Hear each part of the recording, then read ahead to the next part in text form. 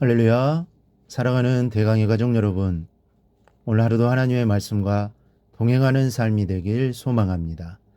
오늘 함께 나눌 하나님의 말씀은 요한복음 15장 18절에서 21절 말씀입니다.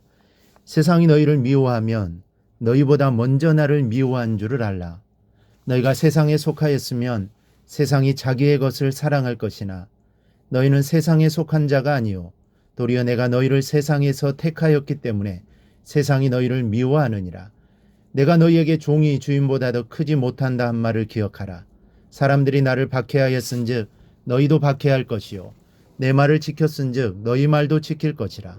그러나 사람들이 내 이름으로 말미암아 이 모든 일을 너희에게 하리니 이는 나를 보내신 이를 알지 못함이라. 아멘. 오늘 주님께서는 앞으로 제자들이 어떤 핍박을 받을 것에 대해 말씀하고 계십니다. 그래서 너희가 핍박을 받으면 예수님이 당하신 핍박을 반드시 생각하라고 말씀하십니다.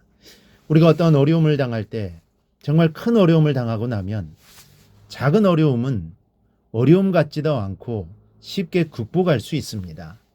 마찬가지로 너희가 고난을 당할 텐데 그 고난은 예수님이 당하신 고난에 비하면 아무것도 아니라는 겁니다. 그러니 그럴 때마다 주님이 나를 위해 당하신 고난을 생각하고 믿음으로 잘 이겨나가라는 것입니다. 우리도 이 세상을 살아갈 때 당하는 고난이나 어려움 등이 많습니다. 그런데 우리가 이 모든 것을 이길 수 있는 것은 주님 때문입니다. 주님이 죄인인 나를 위해 당하신 고난을 생각해야 하고 그 고난을 묵상하며 이겨나가야 합니다. 그러면 주님께서 반드시 힘을 주실 것입니다. 18절 말씀도 이 이야기입니다. 세상이 너희를 미워하면 너희보다 먼저 나를 미워한 줄을 알라. 너에게 핍박이 다가오면 내가 다는 핍박을 생각하며 힘을 내라는 말씀입니다.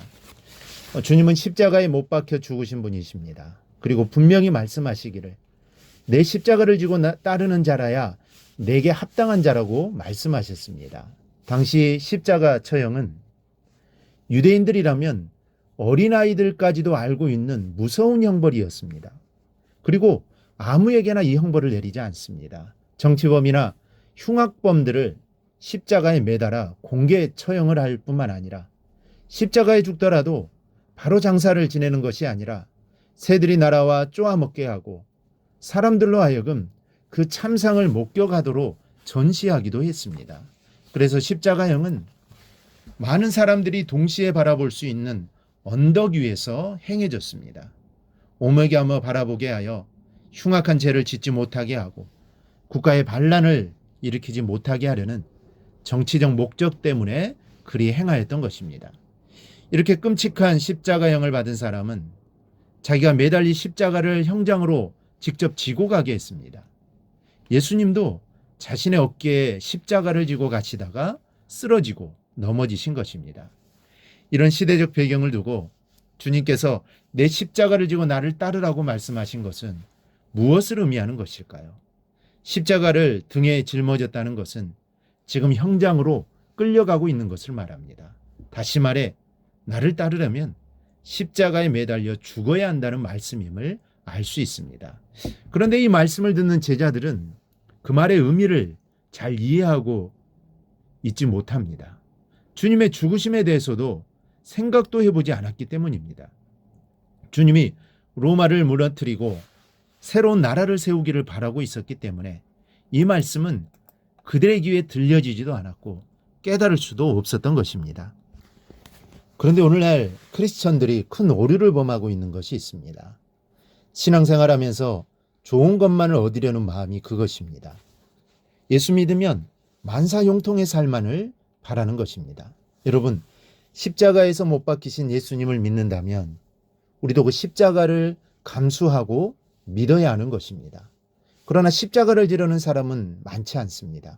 오로지 예수 믿고 복만 받으려는 성도들로 가득하다는 말씀입니다. 성도들이 제1호로 각오해야 할 것이 있습니다. 그것은 믿음으로 인한 핍박이요 고난입니다. 바울을 생각해 봅시다. 그가 빌립보 감옥에 갇힌 것은 도둑질을 해서도 아니요 죄가 있어서도 아니었습니다. 죄가 아닌 죄인이 되어 억울하게 누명을 썼을 뿐입니다. 그런데 캄캄한 밤에 하나님을 향해 찬송을 부르기 시작합니다. 그랬더니 옥문이 열리는 역사가 일어났고 감옥에 갇힌 죄수들과 옥을 지키는 간수가 복을, 구원을 얻게 되었던 것입니다. 이것이 바로 십자가입니다. 따지고 보면 이 일이 바울에게 유익했던 것이 무엇이 있었습니까? 매를 맞아 몸이 상하고 깊은 옥에 갇혀서 밥도 못 먹고 자유를 잃어버렸으니 이 얼마나 속상한 일입니까? 그리고 복음 전도에도 얼마나 큰 손해인지 모릅니다.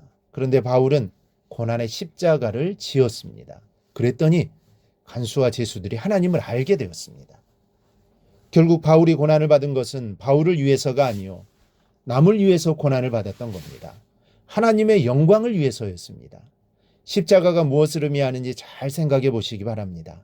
자기 자신을 위해서 받는 핍박은 십자가가 아님을 기억하십시오. 십자가는 남을 위해서 내가 당하는 고난을 말합니다. 고난 중에는 자기의 죄로 인해 받는 것이 있습니다. 자기가 잘못을 저질러서 아픔을 당하기도 합니다. 그러나 이것은 십자가가 아닙니다. 주님의 십자가도 마찬가지입니다. 주님을 위해 십자가를 지신 것이 아닙니다. 아버지신 하나님을 위해 십자가를 지신 것이 아닙니다. 바로 나를 위해 지신 것입니다.